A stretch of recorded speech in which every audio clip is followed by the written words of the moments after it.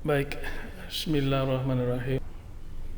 Jadi kalau kita lihat di dalam poster akhlak mulia, itu toleransi itu posisinya ada di sini nih. Toleran, ya, ada toleransi. Jadi ini yang kita bahas. Memang satu persatu dari akhlak mulia ini insya Allah akan kita dalami sehingga bisa kita fahami dengan lebih baik.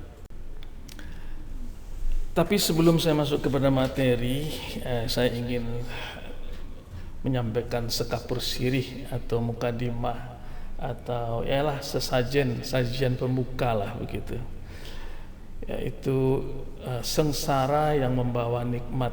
Ini bukan judul film. Kalau judul film ada juga yang kayak begini, ya. Jadi ceritanya tentang perjanjian Hudaybiyah. Sebagian kita udah tahu itu ya, bahwa satu kali Rasulullah SAW itu berkeinginan untuk melaksanakan umroh dari Madinah ke Mekah tentunya, karena beliau posisinya waktu itu sudah di Madinah. Dan ketika beliau masuk kota Mekah, dicegat oleh kafir-kafir Quraisy, orang-orang musyrik Mekah, enggak boleh umroh. Demikianlah buruknya hubungan dengan orang-orang Mekah tersebut. Tertahanlah rombongan Rasulullah di kota Mekah, tidak boleh umroh. Lantas terjadilah dialog, ya kami ingin umroh begini, kami tidak akan bermaksud untuk jahat, tidak akan meruntuhkan berhala dan segala macam, tidak, pokoknya tidak, kata orang kafir Quraisy, kecuali kalau kita mau bersepakat buat perjanjian, katanya. Ini lahirlah dia perjanjian Hudaybiyah tadi. Apa isi perjanjiannya? Ya, rasa isi perjanjian itu sepintas memang sangat merugikan kaum muslimin. Rasulullah tidak boleh umroh tahun ini. Kalau mau umroh tahun depan, jadi tidak boleh hari ini. Harus balik lagi pulang. Nah, kemudian kita harus melakukan gencatan senjata, kata orang-orang Quraisy, dengan persyaratan sebagai berikut. Nah, inilah yang dibuat di dalam kesepakatan Hudaybiyah tersebut. Rasulullah tidak boleh umroh, undurkan tahun depan.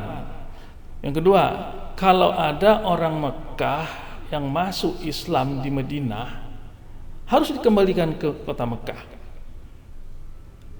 Yang ketiga, kalau ada orang Madinah yang kembali ke Mekah atau pergi ke Mekah, tidak perlu dikembalikan ke kota Madinah. Enak di perutnya aja ini perjanjian, suka-sukanya aja. Nah, kemudian kata Rasulullah, ya udahlah nggak apa-apa, gitulah ya. Ada satu lagi nih, surat perjanjian itu harus ditandatangani. Kemudian maka Rasulullah menyuruh Ali, cobalah buat. Ini ada surat itu, tidak pula setuju mereka.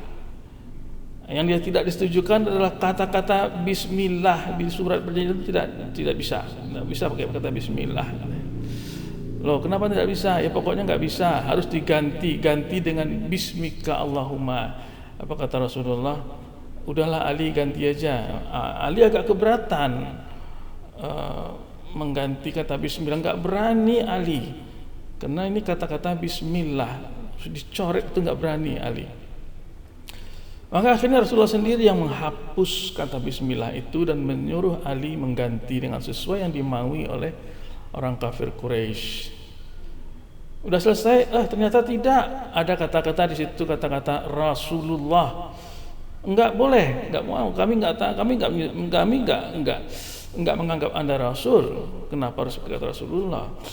Jadi terus ya jangan pakai Rasulullah, pakai aja kata lain. Apa kata Rasulullah Muhammad? Ya udahlah, coretlah itu, sahabat, katanya. Tidak ada sahabat yang berani mencoret kata Rasulullah di situ. Akhirnya Rasulullah sendiri yang menghapus Rasulullah dan menggantikannya dengan Muhammad bin Abdullah. Terus bagaimana? Ya, perjanjian terjadi, perjanjian Hudaybiyah. Tapi kemudian belakang hari, bapak-bapak dan ibu-ibu, sejarah mencatat bahwa justru dengan perjanjian Hudaybiyah inilah Masyarakat muslim punya kesempatan untuk membangun kekuatan di kota Madinah tanpa diganggu oleh orang-orang kafir Quraisy. Sehingga dalam jangka waktu kurun perjanjian itu masyarakat muslim sudah memiliki kekuatan yang besar, anggapnya. Dan itu dikarenakan apa? Perjanjian, walaupun awalnya tidak seimbang, tetapi ternyata menguntungkan bagi kaum muslimin. Kita tidak bicara soal visi Rasulullah yang jauh ke depan, walaupun itu ada di dalam perjanjian tersebut. Yang kita ingin sorot adalah bahwa di sini ada toleransi dari Rasulullah.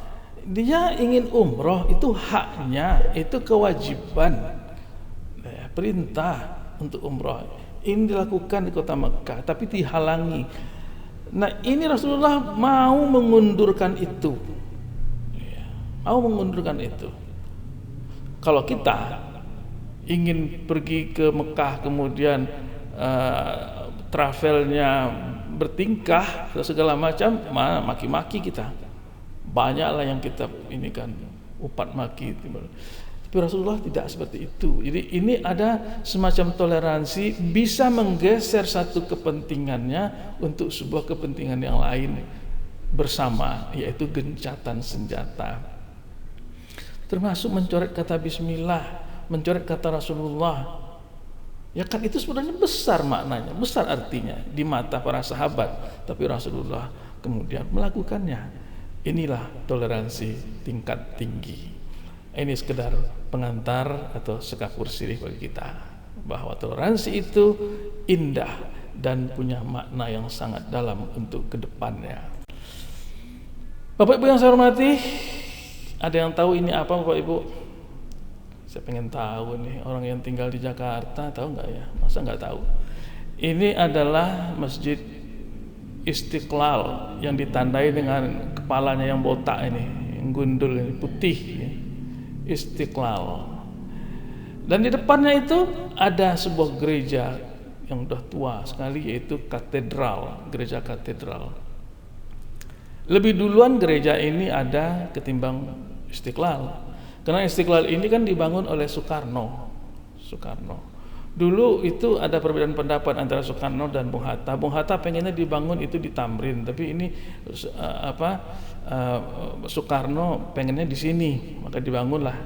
Walaupun di depan gereja ini, tidak tahu kita apa maksud daripada Soekarno tersebut. Dan sampai sekarang berdirilah berdampingan gereja dengan Masjid Istiqlal seperti ini. Ada yang lebih luar biasa lagi. Ini Masjid Istiqlal ini yang merancang siapa, Bapak Ibu? Yang merancang itu namanya Frederick Silaban. Dia orang Kristen itu. Arsitekturnya adalah Kristen. Karena dia yang memenangkan lomba untuk mendesain masjid Istiqlal ini. Lah kalau kita sekarang mungkin kita tolak mentah-mentah itu, masa orang Kristen mau merancang masjid, pasti dipasangin bom di situ. Itu kalau kepikiran kita. Tapi nyatanya tidak, bertahan sampai sekarang masjid ini. Inilah Frederick Silaban. Dan itu adalah toleransi yang dimiliki oleh orang-orang zaman dulu, Soekarno. Nah, ini dia gambarannya. Tidak hanya itu, kalau di Indonesia, ingat tentang Piagam Jakarta. Piagam Jakarta itu di situ dicantumkan bahwa kalimatnya adalah mewajibkan syariat Islam bagi pemeluknya. Nah, ketika Piagam Jakarta itu kemudian dikonversi menjadi pembukaan Undang-Undang Dasar 45, kalimat itu dicoret. Tidak ada kalimat itu lagi. Berganti dengan ketuhanan yang Maha Esa. Walaupun kontroversial, menimbulkan permasalahan, tapi itu menunjukkan toleransi daripada pemimpin-pemimpin kita dahulu yang notabene adalah orang-orang Islam yang kuat ketika itu. Agar supaya apa? Supaya negara ini tidak pecah. Karena kalau dicantumkan itu, tetap dicantumkan itu, maka pihak yang non-muslim akan membentuk negara lain tersendiri di Indonesia Timur. Nah, itulah kira-kira. Jadi ada hal-hal yang harus kita mundurkan dan kita persilahkan yang lain untuk maju ke depan. Itulah toleransi. Ini Bapak Ibu yang saya hormati, toleransi itu adalah kalau bahasa Arab tasamuh ya, at-tasamuh ya. Ini sepadan dengan toleransi itu ada suatu konsep yang namanya moderasi. Moderasi itu moderat, moderat. Atau dalam bahasa ini wasataniyah atau wasatiyah, wasatiyah. Nah, ini dia ini bersaudara ini bersamaannya. Apa itu toleransi? Berasal dari kata tolerer yang berarti sabar terhadap sesuatu yang tidak sejalan dengan aturan yang dipahami. Kita punya suatu aturan yang kita pahami, tetapi ternyata kondisinya di lapangan seperti ini, maka kita bisa saja ya menunda aturan kita dan membenarkan dulu apa yang ada di lapangan demi apa? Demi terdapatnya keharmonisan kebersamaan itu toleransi. Jadi sikap saling menghormati, bekerja sama dalam urusan duniawi dan memberikan ruang bagi perbedaan keyakinan tanpa adanya paksaan atau kekerasan. Bagaimana cara memahami kalimat ini? Kita menghormati, kita bekerja sama dalam urusan duniawi. Ya, tetapi ketika mentok tidak bisa juga disatukan, maka kita ambil sebuah langkah, yaitu memberikan ruang bagi perbedaan. Ya berbedalah, kita sepakat untuk tidak sepakat. Itu yang namanya tentang toleransi. Kalau udah mentok, ya udah jangan berantem, tapi sama-sama kita sependapat bahwa kita berbeda. Nah, jadi tidak ada paksaan atau kekerasan di situ. Jadi toleransi itu merupakan sebuah sikap membiarkan, menenggang dan menghormati pendapat, sikap orang lain walau yang membiarkannya itu tidak sependapat dengannya. Jadi dia tidak setuju sebenarnya, tapi dia membiarkan, menenggang dan menghormati pendapat itu. Karena apa? Karena keberbedaan itu adalah keniscayaan. Tidak percaya Bapak Ibu bahwa perbedaan itu adalah keniscayaan, sebuah fitrah. Nah ini, walau syaa rabbuka laja'alan nasa ummatan wahidatan wa la yazaluna mukhtalifin, kata Allah dalam surat Hud ayat 118. Jika Tuhanmu menghendaki, tentu Dia akan menjadikan manusia itu umat yang satu saja, sepaham aja semuanya. Faktanya kan tidak.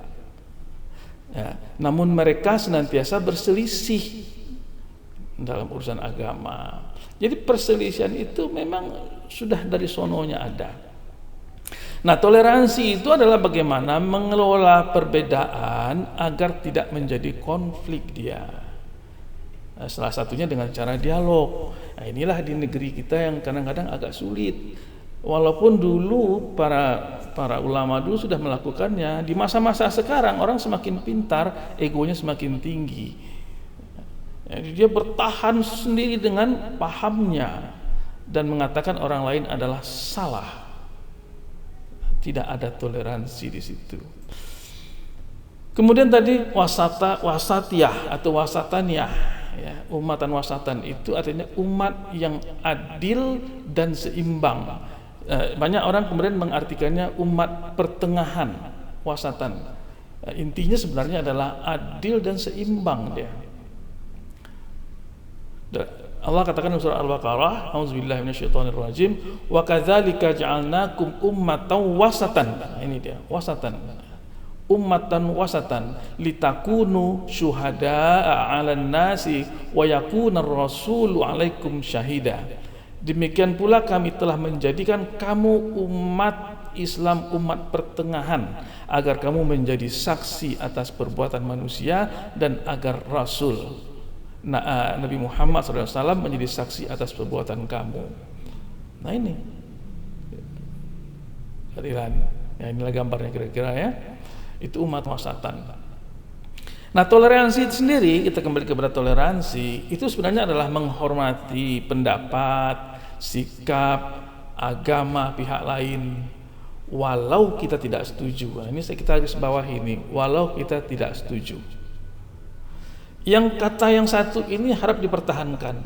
Jadi jangan persetujuan diberikan, tapi berilah dia jalan, berilah dia kehormatan, menghormati, ya, menghormati pendapatnya, sikapnya, nggak apa-apa diberi.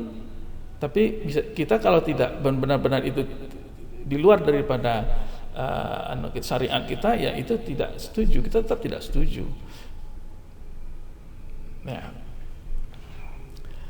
kemudian mundur selangkah demi mencapai keharmonisan tanpa mengorbankan prinsip. Jadi membedakan ya antara setuju dengan menghormati, itu beda sekali. Ya. Kita bisa mundur selangkah demi mencapai keharmonisan, tapi tidak harus mengorbankan hal-hal yang berprinsip. Yang prinsip itu apa? Yang prinsip itu adalah akidah, kemudian syariah yang mendasari ibadah itu tadi. Islam adalah agama al-Hanafiyah wal Syamhah. Nah, ini hadis ini sebenarnya. Ini hadis ini. Islam itu adalah agama yang lurus dan toleran. Jadi sangat indah sekali kalau kita pahami agama itu dari sisi-sisi yang seperti itu. Ya. Sangat. Makanya pada zaman Rasulullah itu orang-orang itu mendekat kepada Nabi karena keluasan dan ketoleran yang diberikan oleh Rasulullah SAW, bukan kekakuan dan kekasaran yang disampaikan. Jadi menghormati atau menghargai walau kita tidak menyetujuinya. Nah, setuju ini memang harus kita pertahankan, jangan kita korbankan setuju ini. Ya. Kenapa? Bila tidak memungkinkan, ya, karena mungkin menyangkut tentang akidah dan ibadah, maka berlakulah ayat-ayat di dalam surat Al-Kafirun. Qul ya ayyuhal kafirun. Nah, ketika orang-orang kafir Quraisy itu meminta kepada Rasulullah, ya Rasul, supaya kita sama-sama enak, ya, sama-sama kita gembira dan sama-sama kita dapat pahala. Ya, umpamanya minggu ini kita beribadah secara Islam, minggu besok kita beribadah secara gaya kami lah, gitu. Ya, kayak begitu. Jadi bulan depan cara Islam, bulan berikutnya lagi adalah cara kami. Maka kalau menyangkut itu, Allah katakan, Qul ya ayyuhal kafirun la a'budu ma ta'budun wala antum a'biduna ma a'bud wala ana a'bidu ma abatum. Kalau itu no, tidak ada negosiasi. Bagi engkau agamamu, bagi aku agamaku. Nah, jadi ada batasnya toleransi itu. Ada marginnya. Nah, disitulah kita perlu memahami di mana margin daripada toleransi itu. Ini ada beberapa contoh toleransi, ya. Dulu ada umat Kristiani yang bermukim di Najran. Najran ini di perbatasan antara Yaman dengan Arab Saudi. Itu ada kata-kata Rasulullah, jika umat Nasrani merenovasi rumah-rumah ibadah mereka, maka hendaklah mereka dibantu oleh orang Muslim, dan itu bukan sebagai hutang mereka, tetapi sebagai pemberian oleh masyarakat Muslim. Betapa indahnya. Tapi seperti saya katakan, toleransi tidak boleh mengorbankan prinsip-prinsip. Ini tadi surah Al-Kafirun. Nah, kita coba lihat bagaimana toleransi itu di masa-masa Rasulullah.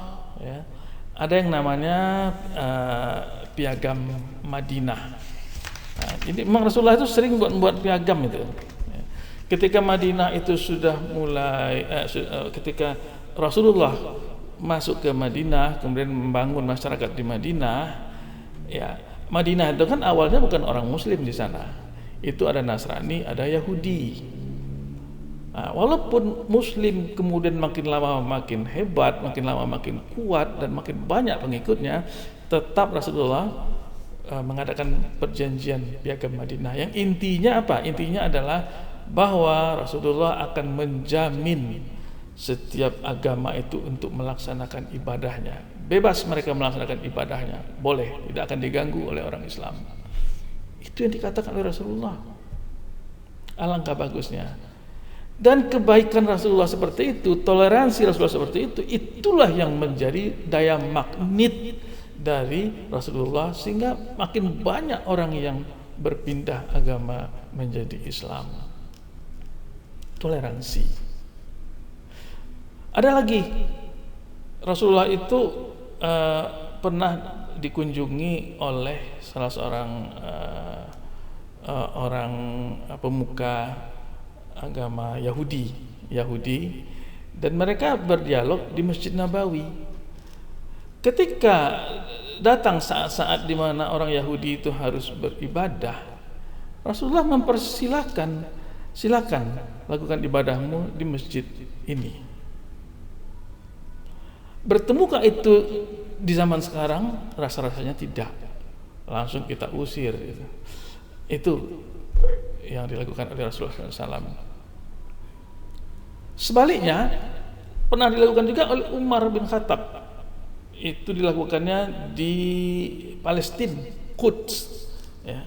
Di Palestina dilakukannya. Ketika itu Umar bin Khattab ketika menjadi khalifah berkunjung ke gereja, ya, gereja di sana, dan kemudian berunding dengan ini apa namanya itu, pemimpin orang uskup, ya, dengan uskup.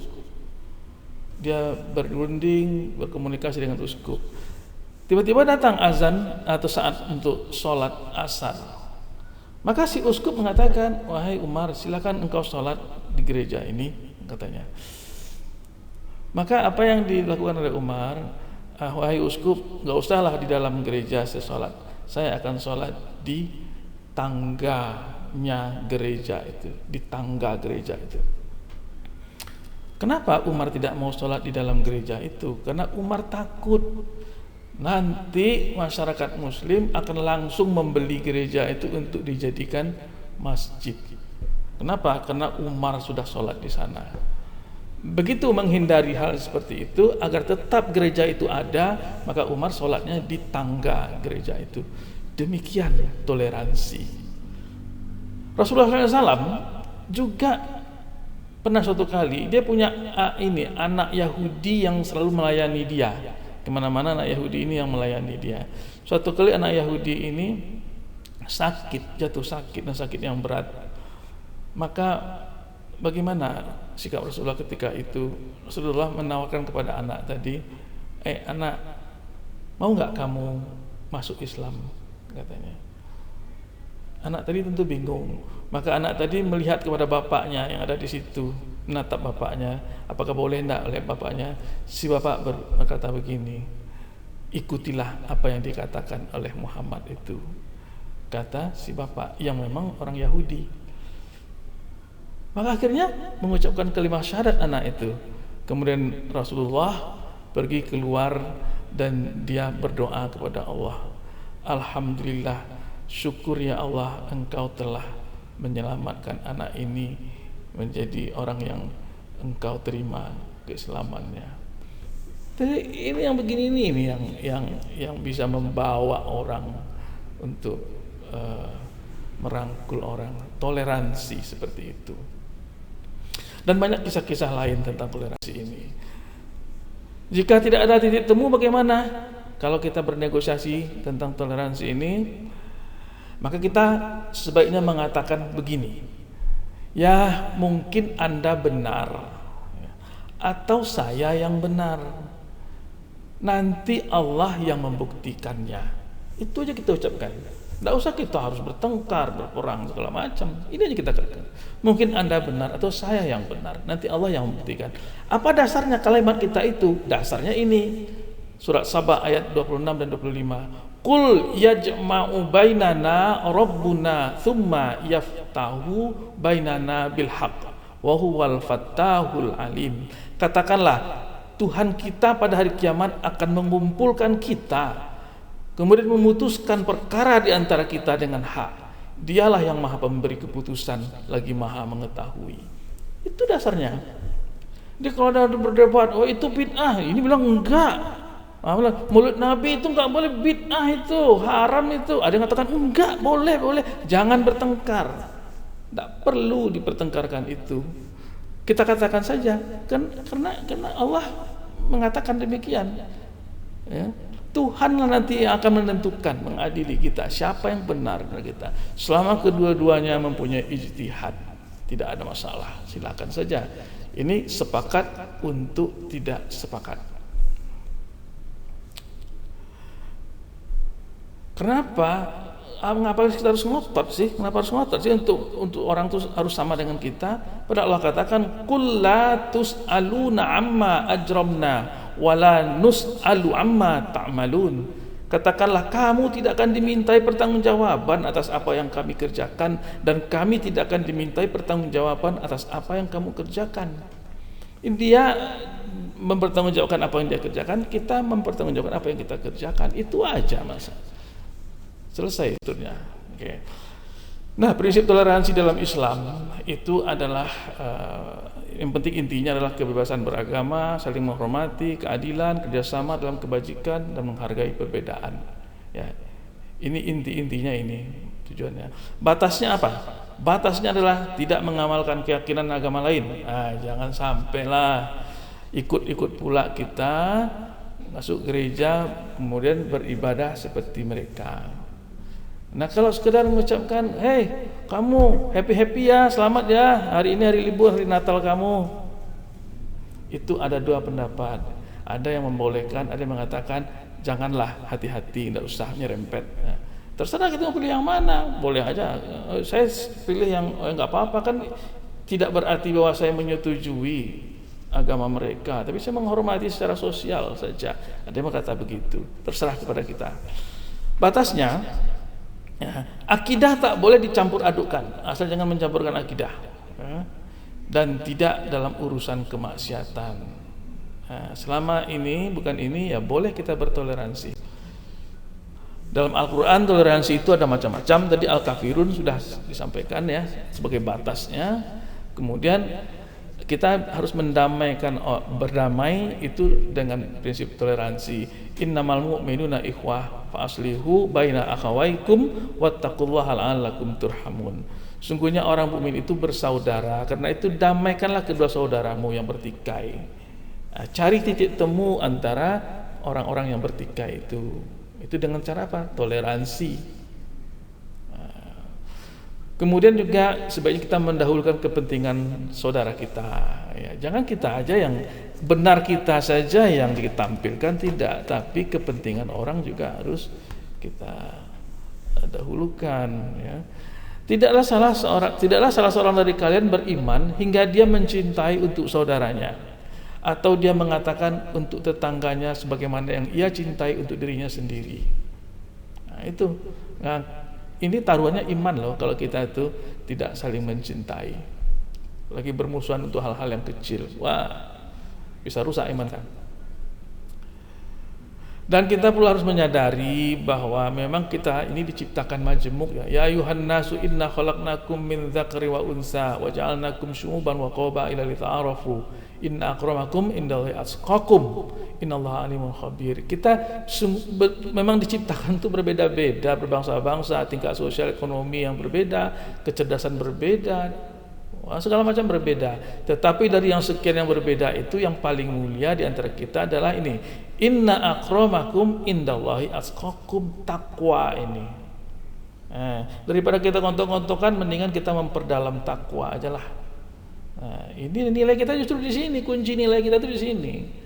Hebat apapun ilmu kita, ya, wawasan kita, harta benda kita, jabatan pangkat kita, tapi yang dinilai itu adalah ya ini, atqakum, ketakwaan kamu. Ya, kemudian kita juga la ikraha fiddin, enggak ada paksaan dalam beragama. Kita begini loh, Bapak Ibu yang saya muliakan. Kadang-kadang kita dengan orang yang non muslim itu kita bisa bersikap toleran. Wah, kita toleransi sekali. Tapi begitu sesama muslim, aduh pelit kali itu toleransinya. Mazhab Syafi'i dengan mazhab Hambali selalu menggontok-gontokan. Nah, dan yang lain-lain pun juga demikian. Bagaimana ini? Padahal itu mazhab itu adalah ijtihad daripada ulama. Itu enggak begitu yang Allah patok secara pasti mutlak, enggak ada di situ. Itu adalah ijtihad para ulama dulu. Ya mereka berbeda, nggak apa-apa.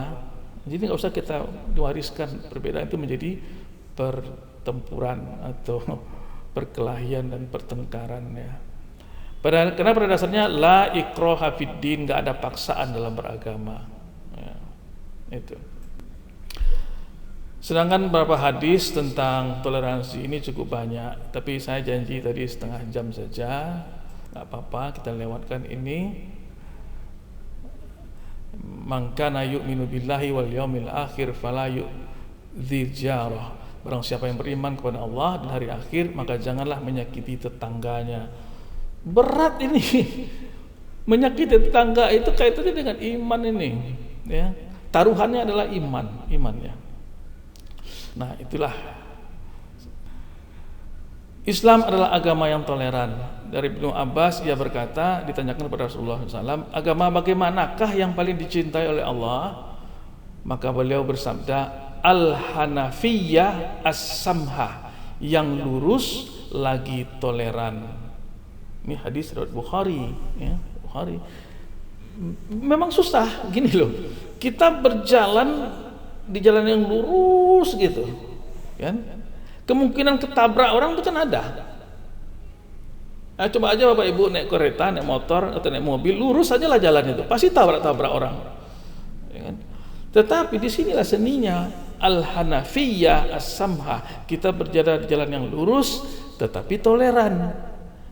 Toleran itu artinya jalan yang lurus itu, Shiratal Mustaqim itu bukan jalan serambut dibelah 7 kecil begitu, enggak, tapi itu jalan lebar, sangat lebar yang lurus, sehingga kita bisa ada sedikit improvisasi, fleksibilitas di jalan yang lurus itu supaya tidak tabrakan dengan orang lain.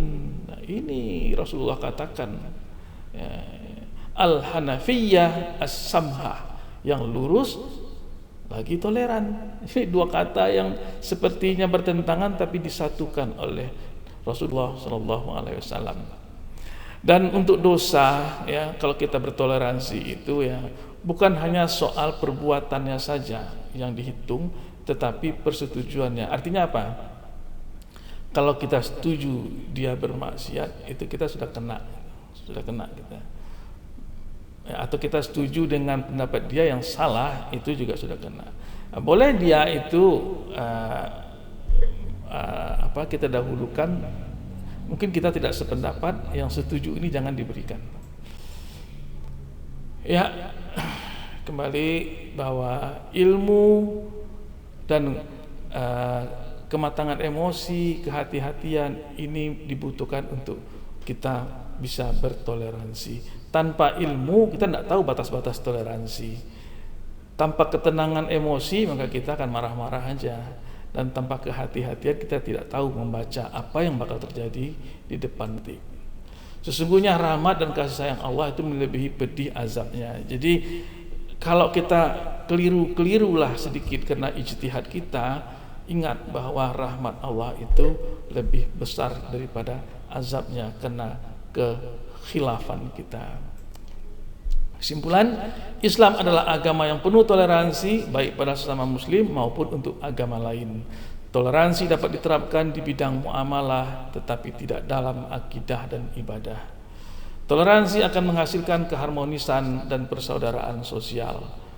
Untuk bisa bertoleransi, seorang muslim harus bersifat wasatiyah atau moderasi dan menerima keberbedaan sebagai sebuah fitrah. Nah, ini yang kelima, kalau toleransi terhadap selain Islam saja dapat diterapkan, apatah lagi toleransi sesama umat Islam dalam masalah-masalah khilafiyah. Demikianlah, setengah jam lebih sedikit. Sekian dan terima kasih Pak Didi. Wassalamualaikum warahmatullahi wabarakatuh.